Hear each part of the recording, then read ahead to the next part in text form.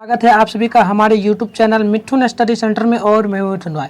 तो दोस्तों, यदि आप लोग क्लास 12th में हो और आप लोग 2023 में एग्जाम देने जा रहे हो क्लास 12th का, तो ये वीडियो काफ़ी इंपॉर्टेंट होगा और हम लोग 2023 के लिए एकदम बेसिक लेवल से हिंदी का तैयारी करेंगे। जैसा कि आप लोग देख सकते हो 2023 के लिए और ब्रिलियंट का यह बुक है। टोटली मैं आपको बुक के बारे में बता देता हूँ, फिर मैं आपको क्वेश्चन आंसर भी करवाऊंगा।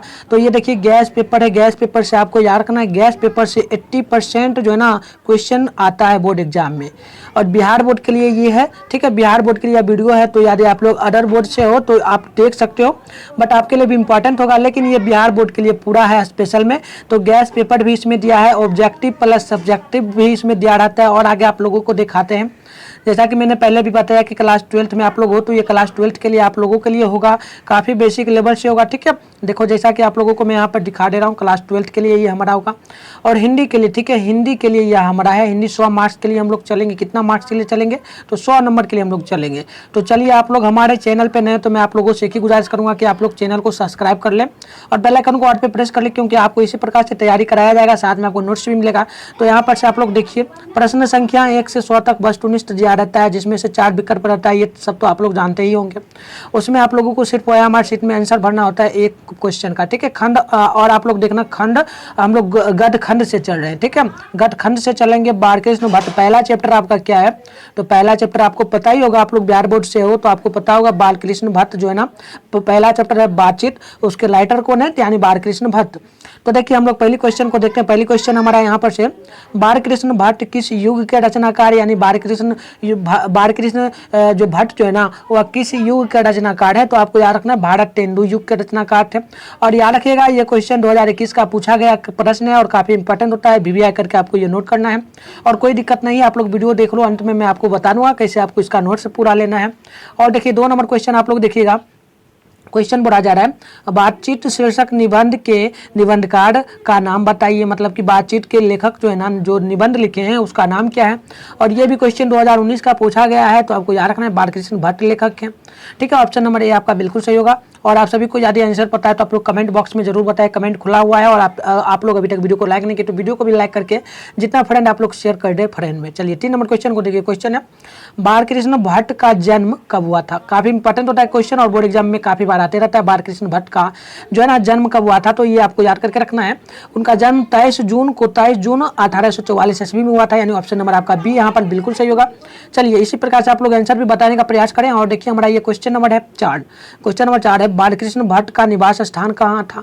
बालकृष्ण भट्ट का निवास स्थान कहाँ था? तो याद रखिएगा बनारसी उत्तर प्रदेश, बनारसी पड़ता है उत्तर प्रदेश में, एक जिला है बनारसी, तो वहीं पे पड़ता है। तो ऑप्शन नंबर आपका सी बिल्कुल सही होगा। आप चलिए अगली क्वेश्चन को हम लोग देखेंगे।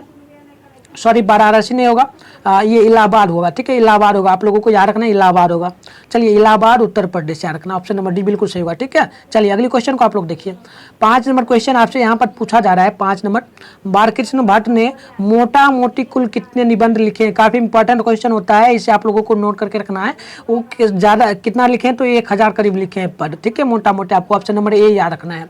चलिए अगली क्वेश्चन को आप लोग देखेंगे और फास्ट में आंसर बताएंगे। 6 नंबर क्वेश्चन है, बालकृष्ण भट्ट किस काल के रचनाकार है? तो काफी बार मैंने बताया हुआ है। वो यहाँ पर काल का आपको पूछा जा रहा है, वहां पर युग का पूछा जा रहा था, तो युग था भारत तेंदु, लेकिन कार पूछा जा रहा है तो रीति कार आपको याद रखना है, रीति कार, यानी कि ऑप्शन नंबर सी आपका बिल्कुल सही होगा। यहाँ पे 6 नंबर का रीति कार होगा, नहीं रीति कार नहीं होगा। चलिए आधुनिक कार होगा, ठीक है, आधुनिक कार होगा, यानी ऑप्शन नंबर आपका डी बिल्कुल सही होगा। देखिए वहां पर पूछा गया था युग में, तो युग में भारत तेंदु होगा। यहाँ पर हमसे क्या पूछा जा रहा है? यहाँ पर पूछा जा रहा है किस काल में, काल में का मतलब क्या हुआ? काल 3 प्रकार के होते हैं, तो उसी काल में ये आधुनिक काल आता है, तो आधुनिक काल यानी डी ऑप्शन याद रखना। और ये क्वेश्चन आपको याद रखना है, ये क्वेश्चन 2018 का पूछा गया क्वेश्चन, काफी इंपॉर्टेंट होता है, ठीक है। चलिए अगली क्वेश्चन को आप लोग देखेंगे। 7 नंबर क्वेश्चन आपसे यहाँ पर क्या पूछा जा रहा है, बालकृष्ण भट्ट की रचना बातचीत क्या है? बालकृष्ण भट्ट की रचना जो है ना बातचीत है, लेकिन इस ये किस प्रकार का है? एकांकी है, कहानी है, यादा सम्मेलन है, या ललित निबंध है? और देखिए काफ़ी इंपॉर्टेंट क्वेश्चन है, आंसर बताने से पहले मैं आपको बता दूं काफ़ी इंपॉर्टेंट है और ये बोर्ड एग्जाम में हर एक साल जो है ना आते रहता है।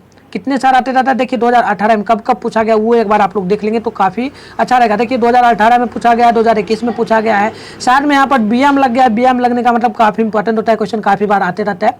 तो आंसर आपको बता दें, आंसर याद है आपको पता है तो कमेंट बॉक्स में जरूर बताएं। इसका बिल्कुल राइट आंसर होगा ललित निबंध, ठीक है, ललित निबंध, यानी डी ऑप्शन बिल्कुल सही होगा आपका। आप चलिए 8 नंबर क्वेश्चन को आप लोग देखेंगे। क्वेश्चन है बालकृष्ण के प्रसहन का नाम बताइए। प्रसहन का नाम क्या क्या था? तो देखिए यहाँ पर काफ़ी इंपॉर्टेंट होता है, ये 2 नंबर के लिए भी पूछा जा सकता है। जैसा काम वैसा परिणाम, ये तीनों भी, और नई रोशनी का बीज। यानी ऑप्शन नंबर यदि आपने डी बताया तो बिल्कुल आपका सही होगा, यानी कि अचाल विडम्बन। ठीक है, क्या ऑप्शन सही होगा यहाँ पे 8 नंबर का आप लोग कमेंट करें फास्ट में। चलिए बी सही होगा, जैसे का तैसा तीनों, जैसे का तैसा तीनों, ये याद रखना, जैसे का तैसा तीनों, लेकिन दिया नहीं है, कहानी में दिया होगा। ठीक है, जैसे का तैसा तीनों, यानी तीनों यहाँ पर बी आपका बिल्कुल सही होगा। चलिए अगली क्वेश्चन यहाँ पर क्वेश्चन है 9 नंबर क्वेश्चन है बालकृष्ण भट्ट के पिता का क्या नाम था? काफी इंपॉर्टेंट होता है, 2020 का पूछा गया प्रश्न है, तो आपको याद रखना है बैनी प्रसाद भट्ट, बैनी प्रसाद भट्ट, यानी ऑप्शन नंबर बी आपका बिल्कुल सही होगा। आप चलिए 10 नंबर क्वेश्चन को आप लोग देखेंगे। क्वेश्चन है बालकृष्ण भट्ट का निधन कब हुआ था? निधन कब हुआ था उनका? तो ये काफी इंपॉर्टेंट होता है। मृत्यु कब, जन्म कब हुआ था? तो 23 जून 1844 में, और मृत्यु कब हुआ है? तो 20 जुलाई 1914 में, यानी ऑप्शन नंबर आपका सी बिल्कुल यहाँ पर सही हो जाएगा। चलिए अगले क्वेश्चन को देखिए फास्ट में आप लोग। क्वेश्चन यहाँ पर काफ़ी इंपॉर्टेंट ये होता है। क्वेश्चन है 11 नंबर। क्वेश्चन है बेन जॉनसन ने क्या कहा था? बेन जॉनसन ने क्या कहा था? तो उनका कहना क्या था? तो आप लोग याद रखना, काफ़ी इंपॉर्टेंट होता है, 11 नंबर क्वेश्चन और बोर्ड एग्जाम में काफ़ी बार आता है। उनका कहना था बोलने से ही मनुष्य के रूप का साक्षात होता है, साक्षात्कार होता है। यानी जो मनुष्य नहीं बोलता है ना, उसका साक्षात्कार नहीं होगा, वो कभी आगे नहीं बढ़ सकता। तो ऑप्शन नंबर आपका ए बिल्कुल सही होगा। ठीक है, चलिए अगली क्वेश्चन को देखेंगे हम लोग। क्वेश्चन यहाँ पर हमसे क्या पूछा जा रहा है? क्वेश्चन है 12 नंबर। क्वेश्चन है एडसिन का मत क्या है? एडसिन का मत क्या है? तो एडसिन का मत क्या है, तो वो आपको याद रखना है। वो उनका मत था असल बातचीत सिर्फ 2 व्यक्तियों में ही हो सकती है। अगर 5-10 व्यक्ति बैठकर बात करेगा तो असल बात नहीं होगा, 2 व्यक्ति रहेगा तो वो अपना पर्सनल बात भी बता सकता है, यानी ऑप्शन नंबर आपका बी बिल्कुल यहाँ पे सही होगा। आप चलिए यहाँ पर देखिएगा आप लोग 13 नंबर क्वेश्चन आपसे क्या पूछा जा रहा है? क्वेश्चन पूछा जा रहा है शक्ति शब्द में कौन लिंग है? शक्ति शब्द में लिंग क्या होगा? तो शक्ति से मतलब ही पता चल रहा है, ये स्त्रीलिंग होगा। ठीक है, स्त्रीलिंग होगा, यानी ऑप्शन नंबर आपका बी बिल्कुल सही होगा। आप चलिए 14 नंबर क्वेश्चन को आप लोग देखिएगा। क्वेश्चन है शेक्सपियर शब्द संज्ञा के किस भेद के अंतर्गत आता है? शेक्सपियर शब्द काफी इंपॉर्टेंट होता है। शेक्सपियर शब्द संज्ञा के किस भेद के अंतर्गत आता है? तो याद रखिएगा, ये आता है हमारा किसके अंतर्गत? तो ये आता है व्यक्तिवाचक संज्ञा के अंतर्गत, यानी शेक्सपियर एक व्यक्ति का नाम है। ठीक है, तो चलिए अगली क्वेश्चन को हम लोग देखेंगे। क्वेश्चन हमारे यहाँ पर हमसे 15 नंबर क्या पूछा जा रहा है, तो उससे आप लोगों को ध्यानपूर्वक देखना है और आंसर भी आपको बताना है। क्वेश्चन है 15 नंबर, कौन सा उपन्यास बालकृष्ण भट्ट ने नहीं लिखा था? कौन सा उपन्यास है जो बालकृष्ण भट्ट ने नहीं लिखा है? तो आपको याद रखना है, यहाँ पे जो ऑप्शन होगा बिल्कुल सही बी, यानी कि अजतासुर, अजताशत्रु, यानी कि ऑप्शन नंबर बी आपका बिल्कुल सही होगा। आप चलिए अगली क्वेश्चन यहाँ पर आप लोग देखिएगा। क्वेश्चन यहाँ पर हमसे 16 नंबर क्या पूछा जा रहा है?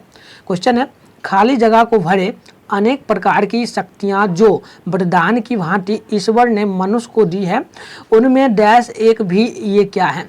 तो देखिए वाक शक्ति, मनुष्य को सब चीज़ दिया है भगवान ने, ईश्वर ने, लेकिन वाक शक्ति यानी बोलने का शक्ति भी दिया है। तो यहाँ पे आपका वाक शक्ति होगा, वाक शक्ति आपको याद रखना है। ठीक है, यानी ऑप्शन नंबर आपका यहाँ पर क्या होगा? बी बिल्कुल, सी बिल्कुल सही होगा। आप चलिए अगली क्वेश्चन को देखिए। अगली क्वेश्चन हमसे क्या पूछा जा रहा है? 17 नंबर क्वेश्चन है वाक शक्ति के अनेक फायदे में कौन दो मतलब सबसे बेस्ट है? तो याद रखना है ये होता है स्पीच, वक्तृता और बातचीत, यानी कि स्पीच देना, भाषण देना, बातचीत करना, ये काफ़ी इंपॉर्टेंट होता है वाक शक्ति में। अब चलिए अगले क्वेश्चन को हम लोग देखेंगे फास्ट में। 18 नंबर क्वेश्चन हमसे क्या पूछा जा रहा है? क्वेश्चन है दमयंती स्वयंवर किस लेखक की रचना है? दमयंती स्वयंवर किस लेखक की रचना है? तो याद रखना है ये बालकृष्ण भट्ट का रचना है, यानी ऑप्शन नंबर आपका यहाँ पर सी बिल्कुल सही होगा। और ये क्वेश्चन 2020 का पूछा गया है, तो आप लोग भी आकर के इसे याद कर लो, उतना ही फायदा है। ठीक है, याद हो गया क्या आपको? दमयंती स्वयंवर के लेखक कौन है? तो बालकृष्ण भट्ट। ठीक है, चलिए अगली क्वेश्चन को आप लोग देखेंगे फास्ट में और आंसर भी बताते चलिए आप लोग। देखिए 19 नंबर क्वेश्चन है बालकृष्ण भट्ट के मन में अध्ययन की रुचि एवं लालसा किसने जगाई थी? किसने जगाई थी? तो याद रखिएगा ये जगाया था किसने? तो ये जगाया था माता पार्वती देवी ने, माता पार्वती देवी ने। तो आपका ऑप्शन नंबर यहाँ पर डी बिल्कुल सही होगा। आप चलिए अगली क्वेश्चन को देखेंगे हम लोग। अगली क्वेश्चन है 20 नंबर, यहाँ पर पूछा जा रहा है बालकृष्ण भट्ट क्या नहीं था? बालकृष्ण भट्ट क्या नहीं थे? तो क्या नहीं थे तो आपको नोट करके रखना है, वो क्या नहीं थे? तो वो नहीं थे एक काव्यकार नहीं थे, यानी ऑप्शन नंबर आपका यहाँ पर बी बिल्कुल सही होगा। चलिए अगली क्वेश्चन को देखेंगे आप लोग। क्वेश्चन आपका है 21 नंबर। 21 नंबर क्वेश्चन आपका क्या है? तो ध्यानपूर्वक आप लोग देखेंगे। किसने लिखा है? किसने लिखा है गद्य लिखना भाषा को सार्वजनिक करते जाना है? किसने लिखा था? तो ये लिखा था किसने? रघुवीर सहाय ने। किसने लिखा था? रघुवीर सहाय ने, यानी ऑप्शन नंबर आपका सी बिल्कुल सही होगा। आप चलिए 22 नंबर क्वेश्चन आपका यहाँ पर है बालकृष्ण भट्ट के समय कौन कौन साथी साक्षात्कार थे? बालकृष्ण भट्ट के समय में कौन कौन साथी जो है ना साक्षीट काटते, तो आपको याद रखना है कौन कौन थे। तो आपको एक ही बात हमेशा याद करके रखना है, इसमें ये थे उपयुक्त सभी, यानी कि भारतेंदु हरिश्चंद्र, राधाचलन गोस्वामी और साथ में था प्रताप नारायण मिश्र और प्रेमगढ़, यानी कि ऑप्शन नंबर आपने डी बताया तो बिल्कुल आपका सही होगा। तो आपको याद रखना है ऑप्शन नंबर डी। आप चलिए अगले क्वेश्चन को देखिए, 23 नंबर क्वेश्चन, और यदि आपको आंसर पता है तो कमेंट में आप लोग जरूर बताना। क्वेश्चन है, आचार्य रामचंद्र शुक्ल ने बालकृष्ण भट्ट की तुलना किन अंग्रेजी साहित्य के लेखकों से की है। तो याद रखना है ये किए हैं किन किन किन से, तो नोट करके आपको रखना है हमेशा, ये एडिसन और स्टील से किए थे, ठीक है। तो आपको ऑप्शन नंबर यहाँ पर ए आपको याद रखना है। आप चलिए अगली क्वेश्चन यहाँ पर हमसे 24 नंबर पूछा जा रहा है। क्या क्वेश्चन है, चंद्रू खाने शब्द का क्या अर्थ होता है। चंद्रू खाने शब्द का क्या अर्थ हो जाएगा, तो इसका अर्थ क्या होगा, तो इसका सिंपल से अर्थ जो बनता है ना वो बनता है अफीम खाने वाले लोगों की मंडली के लिए सुरक्षित स्थान। क्या होगा, अफीम खाने वाले लोगों की मंडली के लिए सुरक्षित स्थान है, यहाँ पर सी बिल्कुल सही होगा।